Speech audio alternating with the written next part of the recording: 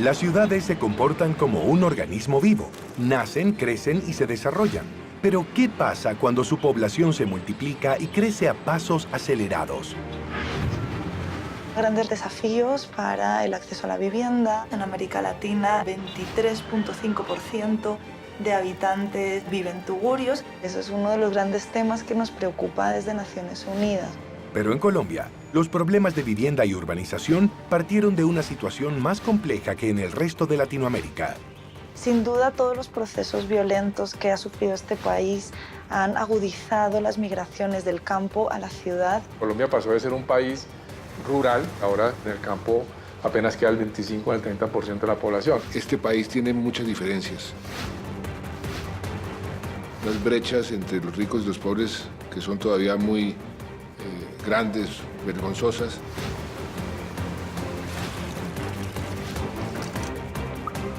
Cuando ocurre una catástrofe, se agravan las deficiencias socioeconómicas. Es muy importante tener en cuenta de qué manera busquemos en la política, ¿no es cierto?, la manera de poder efectivamente prohijar y contribuir entre todos en la construcción de esa sociedad. Para solucionar los problemas de vivienda, infraestructura y saneamiento, el gobierno colombiano tomó una serie de medidas. La ley 1537 es el punto de quiebre, donde volvemos la vivienda a una política de Estado. Un sueño que yo tenía desde hace mucho tiempo, darle inicialmente 100.000 casas a 100.000 familias de las más pobres de los pobres. Es una felicidad enorme. La mía para mí es lo máximo. Me ha transformado la vida. La propuesta que plantea el gobierno de Colombia, ¿podría ser una solución para el resto del mundo?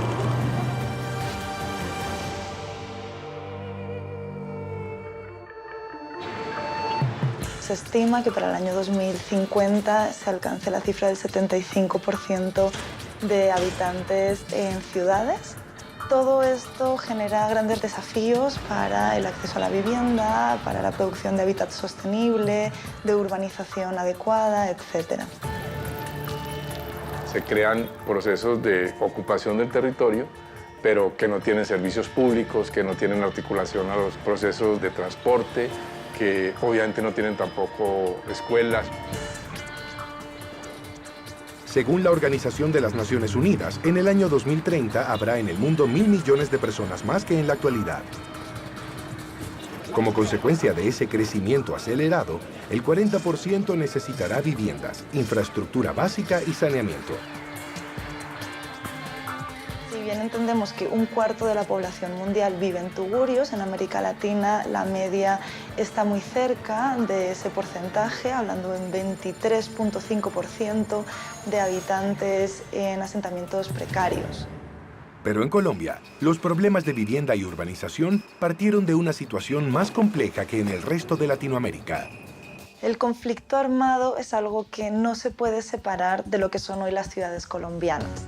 Sin duda, todos los procesos violentos que ha sufrido este país han agudizado las migraciones del campo a la ciudad. Colombia pasó de ser un país rural, donde el 30% de la gente vivía en las ciudades y más del 70% en el campo. Ahora vivimos más del 70% de la población en ciudades y en el campo apenas queda el 25 al 30% de la población. Este país tiene muchas diferencias. Unas brechas entre los ricos y los pobres que son todavía muy grandes, vergonzosas. Darles casas a los más pobres iba a tener un efecto muy positivo, no solamente para estas familias, sino para la generación de empleo. Con la intención de cambiar esa situación y reducir el déficit habitacional, el gobierno colombiano elaboró un plan para facilitar la construcción de 1.700.000 viviendas. La ley 1537 es el punto de quiebre, donde volvemos la vivienda a una política de Estado. Con esto, no importa qué presidente llegue, tendrá que seguir construyendo vivienda.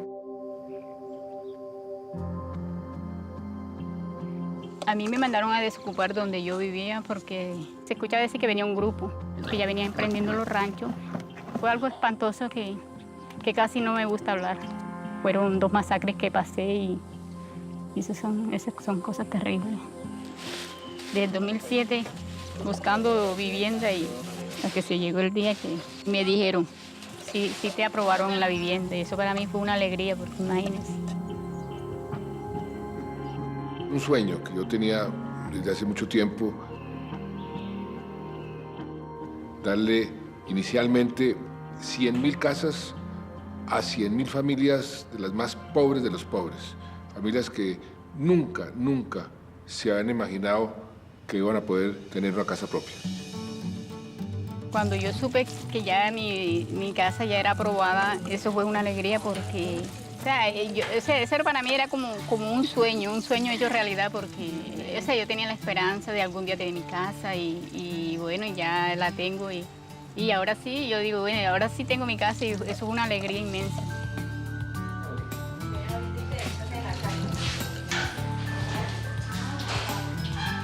Las 100.000 casas iniciales se fueron multiplicando en 220 municipios colombianos.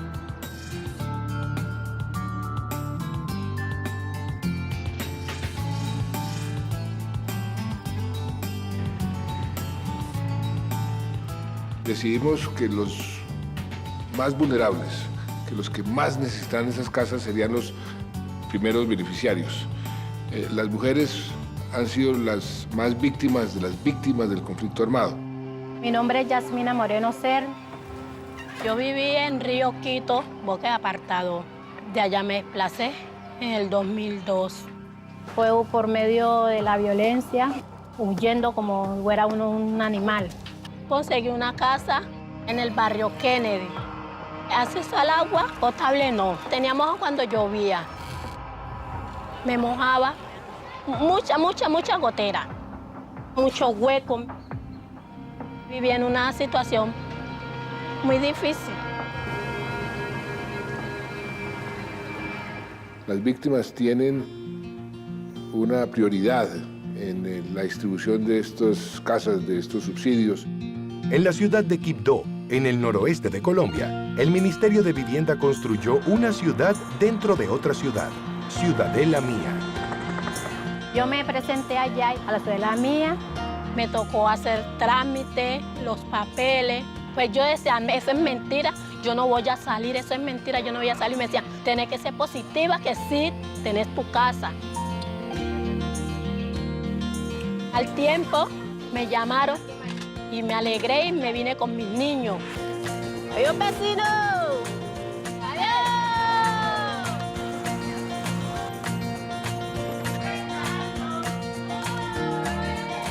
Eso era una alegría inmensa que yo sentía porque ya tenía una casa. Mayuri, Guayner a comer. Mayuri. Y le ganó. Oiga. Ciudadela Mía para mí es lo máximo. Me ha transformado la vida.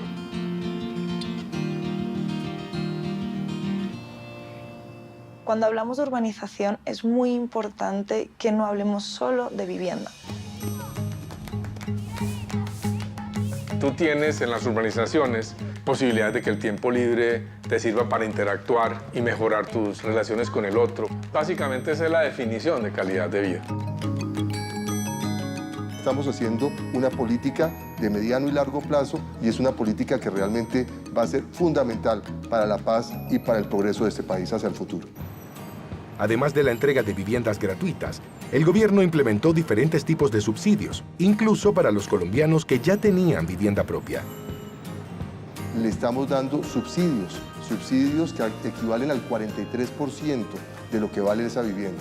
Así que estamos ampliando el abanico de oportunidades. No solamente nos estamos encargando de entregarle a las personas que no tienen nada, sino también dándole oportunidad a la clase media. Una de las cosas más impresionantes que yo he vivido como ministro es la entrega de los subsidios a estos soldados que son los héroes de nuestra patria. En la ciudad de Sincelejo, al norte de Colombia, vive uno de estos soldados, Luis Guillermo Mendoza. Yo tenía 22 años cuando ingresé a la Marina. ¿Eso dónde fue? Estoy subiendo el Cerro La Picha. Sabía que en cualquier momento podía perder la vida. Herido como tal me sucedió, pisar una mina antipersonal que fue lo que me amputó la pierna. Lo primero que yo pensé fue que iba a morir. En una zona de esas que es tan difícil el acceso, uno no tenía cómo evacuar. Gracias a Dios lograron sacarme rápidamente del campamento hacia el Hospital Naval de Cartagena. Que muchas de las víctimas que han sufrido por el tema del conflicto armado vuelven a ser víctimas una vez que llegan a las ciudades. Hay una cuestión que yo creo que es importantísimo. La entrega de viviendas a las víctimas de la violencia del conflicto armado es un hecho fundamental. Para mí fue una sorpresa. Cuando me llamó el señor almirante, me dijo que allá salió favorecido en un sorteo que habían hecho un bono que me iban a regalar un subsidio de vivienda. Yo vivía alquilado acá. Entonces, cuando el gobierno me dio el subsidio, yo le compré la casa. Cada vez que yo le entrego una casa a un soldado, por la labor que ha realizado, me produce una tremenda emoción. Tener mi casa propia ha sido lo mejor que me ha pasado. Cuando la gente no tiene el agua cerca, está limitada en su capacidad misma de ser. El agua que nosotros usamos se recogía de la lluvia. 840.000 muertes al año podrían evitarse.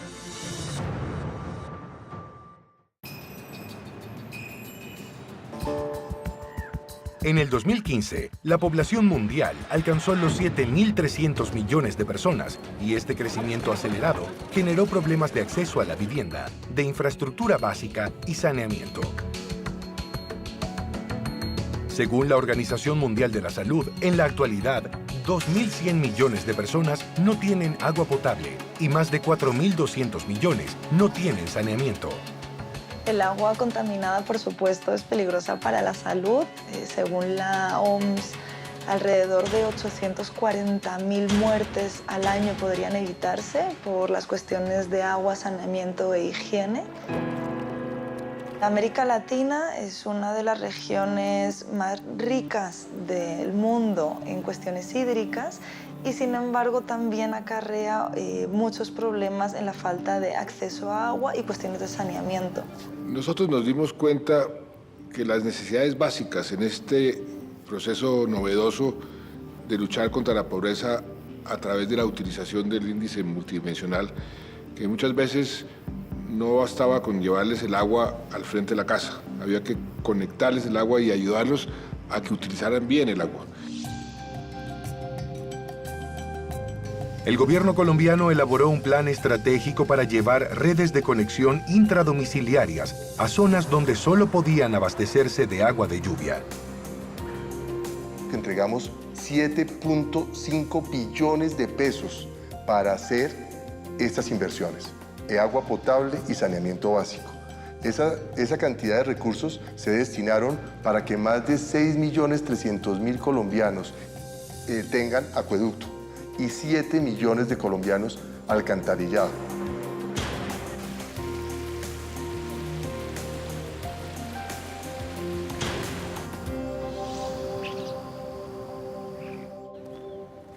Vivo en el barrio Suba.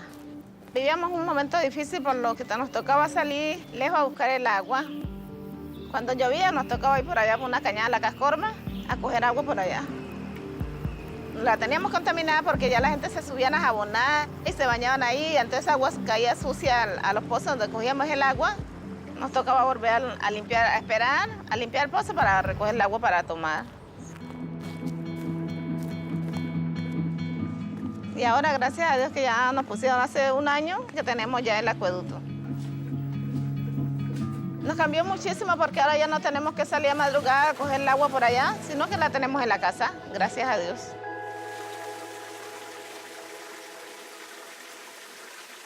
Sin el agua tú no puedes vivir. Entonces ya es un problema no solamente del día a día, sino existencial. Mi nombre es Jenny Janet Prado Palacios y estamos en el barrio Suba 1. El agua que nosotros usamos para hacer los oficios se recogía de la lluvia. Pues en la parte de atrás hay unos tanques donde caía directamente del techo y caía a los tanques. Asimismo, para recoger para la bebida, también sacábamos los baldes afuera y recogíamos el agua y luego la consumíamos sin hervirla. Tener acceso a agua potable o a saneamiento básico es una necesidad muy importante. Yo cuando abrí la llave sentí como una emoción, porque yo dije, ya no me va a tocar subir el agua del patio para poder lavar los platos acá sobre la casa, porque el agua me sale directamente de la llave.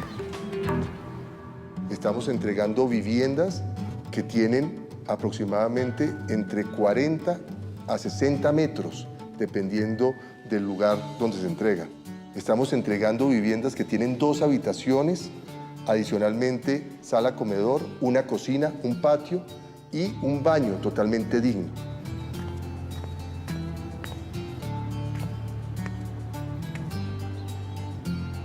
Cada vivienda de casi 60 millones de pesos. Lo que estamos haciendo es entregar unas viviendas que son ciudades dentro de las ciudades, donde entregamos no solamente esos ladrillitos, sino entregamos parques, CDIs, centros de salud, todo un conglomerado de situaciones que hacen que la gente se sienta viviendo dignamente.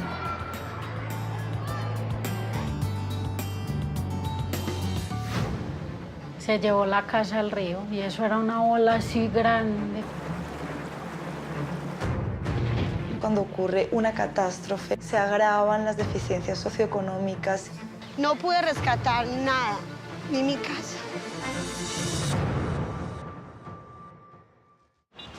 La Organización de las Naciones Unidas establece que todas las personas tienen derecho a una vivienda digna.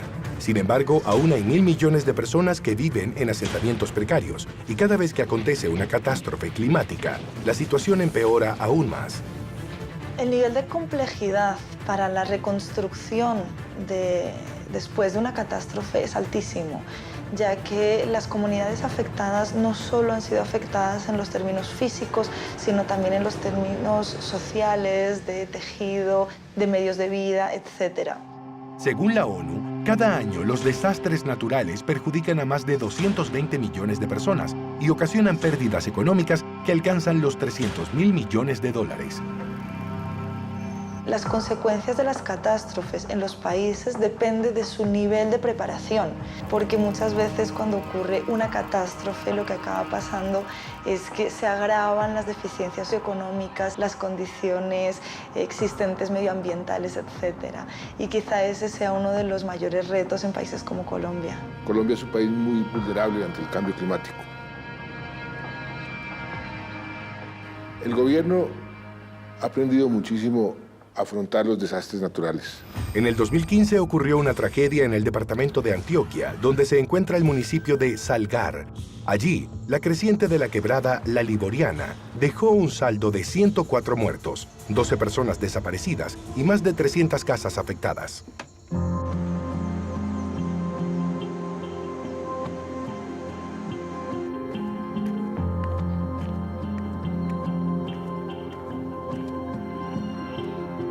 Acá nos sentábamos nosotros con los niños, todo, nunca creíamos que el río nos iba a hacer esto.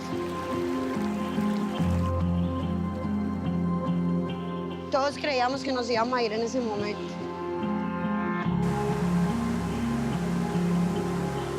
No pude rescatar nada, nada, nada, ni mi casa.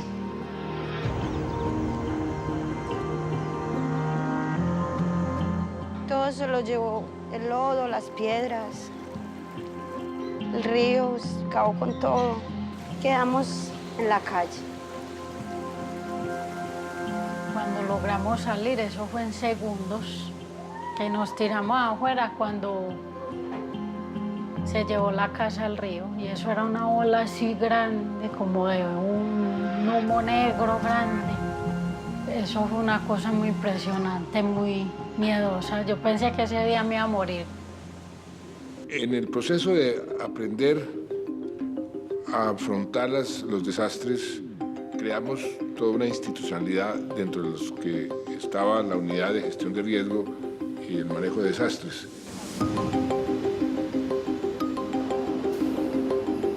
Esa unidad ha sido determinante en poder, por ejemplo, cumplirle a las familias en Salgar, después de esa avalancha que las afectó, poderle reparar sus parques, o entregarle unas casas nuevas, casi 300 casas, en un término cercano a un año. Yo me siento muy feliz viviendo aquí porque yo me acuesto tranquila, me levanto tranquila, de que sé que el río no nos va a hacer correr. Esta casa para mí significa una felicidad muy grande porque hoy o mañana uno no sabe qué puede pasar, ahí le queda a los hijos. Cuando me enteré de mi casa, que me iban a dar las llaves, una alegría demasiado grande, hasta lloré, gritaba, le decía a los vecinos, me van a dar vivienda, me van a dar casa, como si es verdad. Me gusta tener mi casita, me gusta mi cuarto. Mi cuarto está lleno de peluches, no tantos, pero sí tengo. En este momento tengo un palacio. Mi casa la amo como amo a mis hijos.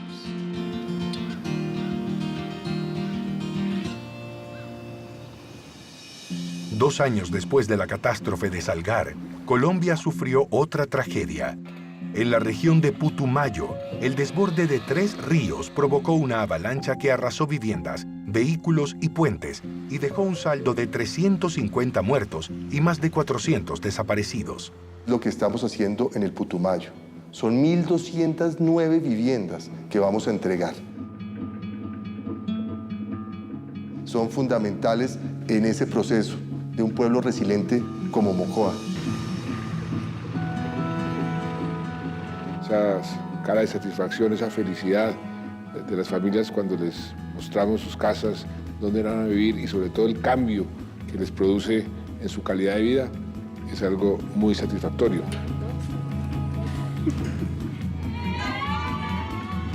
Las ciudades colombianas tienen la oportunidad ahora de construirse hacia el futuro una situación que puedan entonces aprovechar la belleza del paisaje, la riqueza cultural, la riqueza de expresiones. La ciudad ideal debe ser accesible para todos, también debe ser sostenible para las generaciones presentes y las generaciones futuras. Aquí no se está preocupando uno por la necesidad del día, sino lo que viene para las siguientes generaciones. Según los datos provistos por el Ministerio de Vivienda de Colombia, el déficit habitacional en 2005 era del 12.5%. Para combatirlo, se implementaron planes que en 2016 lograron bajarlo más del 50%, llegando al 5.5%.